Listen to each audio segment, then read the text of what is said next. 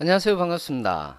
5분 시사상식 완성의 윤종영입니다. 자, 오늘 7일차 국제편이죠. 국제편에서 우리 저번에 이야기를 했던 거 계속해서 이어서 좀 가보도록 할게요. 중국편입니다. 중국에서 실제로 중국 경기 부양책의 신경제주 반등이라고 얘기를 해서 실제로 GDP를 보시면은 계속해서 2017년까지 약간 반등을 했어요. 6.9%, 6.7%에서 6.9%로 약간 반등을 했는데 실제로 첨단 산업이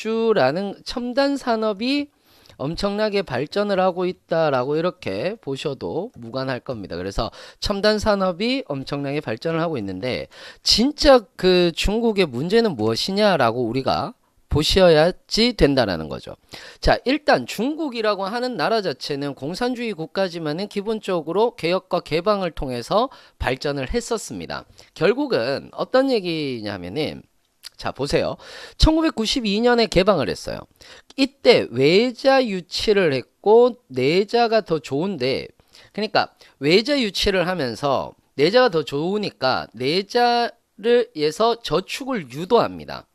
저축을 유도하면서 그 금융을 당국이 다 쥐어버리죠. 그러다 보니까 금융의 후진국으로 가버리는 결과를 낳게 되고요. 그리고 여기에서 1997년에 사회주의 기반이 소멸되고 은퇴 후에 개인 책임으로 가버리는 거예요. 그러니까 기본적으로 여러분들이 보셨을 때 중국은 자본주의 국가입니까? 아니면은 공산주의 국가입니까? 실제로 자본주의 국가라고 얘기를 해도 무관할 거예요. 자, 그러면서 문제가 생깁니다. 어떤 문제가 생기느냐면은 모든 돈이 은행 저축이 되니까 돈값이 하락하게 되고요. 은행은 정부가 운영을 하니까 국영기업에 저금리 대출을 해주는 거예요. 자, 무슨 말이냐? 이거예요.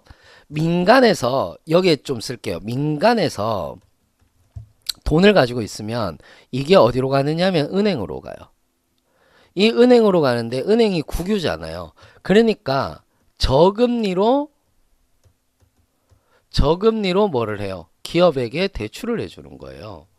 그래서 국영기업이 살아납니다.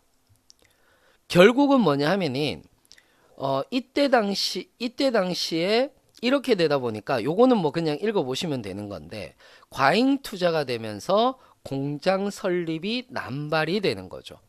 이런 식으로 이제 변해가는 거예요. 중국이라고 하는 나라가 실제로 보시면 아시겠지만 중국 같은 경우는 자 보세요. 중국은 왜 과잉 투자가 되었느냐면은 자 이거예요. 원래 모든 산업은 경공업에서부터 출발을 해요.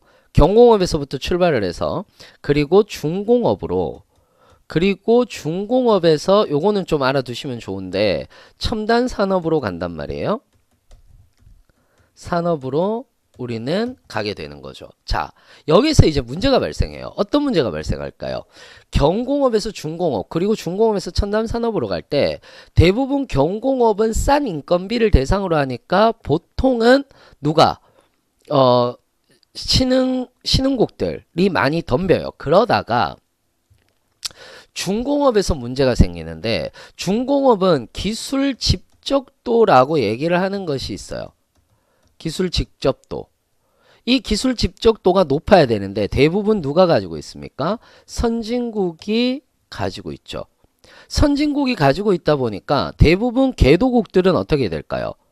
중공업으로 넘어가는 순간 요건 색깔 조금 바꿀게요, 여러분들. 자, 중공업으로 넘어가는 순간 중진국의 함정에 빠져들게 되는 겁니다. 이게 바로 중진국의 함정이다라고 보시면 되는 거예요.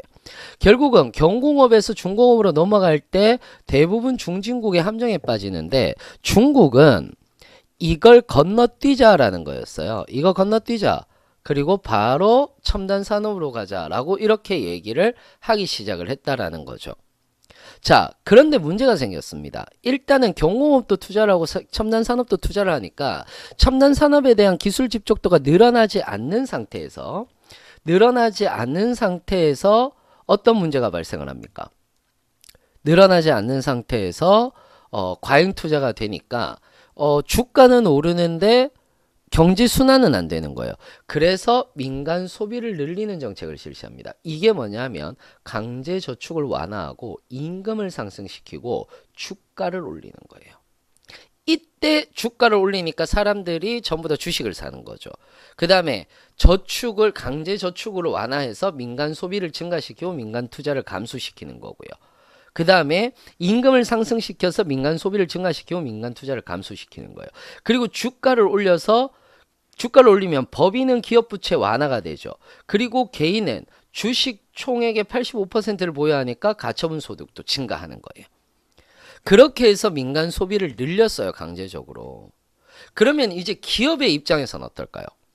기업의 입장에서는 자, 과잉 투자가 됐어요. 민간 소비를 늘렸어요. 민간 소비를 늘리니까 기업 부채는 완화되지만은 기본적으로 기업이 주가가 떨어지는 순간 어떻게 됩니까? 힘들어지죠. 그래서 기업이 합병을 한 거예요. 중국의 기업은 대부분 합병이 된 거거든요. 그래서 중국 중기라든지 바오강이라든지 알리바바라든지 이런데 위챗이라든지 이런 데가 전부 다 합병을 되고 이 합병된 게 국영기업화가 된 거죠. 그래서 사실은 중국 기업은 전부 다 거의 국영기업화 되었다라고 얘기를 해도 돼요. 우리가 뭐 나중에 제가 한번 말씀드리겠지만은 우리가 화웨이 사태 있잖아요. 이 화웨이 사태라는 것도 우리가 좀 눈여겨봐야 되는 부분이거든요. 그래서 이런 화웨이 사태라든지 이런 것들도 제가 준비를 하고 있으니까 여러분들 놓치지 말고 보시면 돼요. 그러니까 화웨이 사태는 국영기업과 관련되어 있는 거죠. 즉 중국이라고 하는 나라 자체는 뭐냐 하면은 우리가 저번 주 하고 계속 연결시어서 보면은 일단 지역 부채가 늘어나 있다.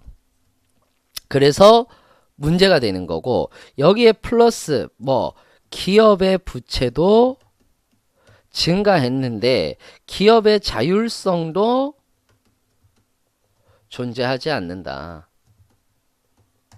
라는 거예요. 그러니 기업의 자율성을 보장받지 않지만은 기업이 잘 되려면 어떤 쪽으로 가야 되겠습니까? 시진핑 독재로 가야 되는 거지. 그렇지 않으면 힘들잖아요. 그게 뭐 지금의 중국이다 라고 이렇게 여러분들이 보시면 될 것 같습니다. 자, 어떠셨어요? 재밌으셨습니까?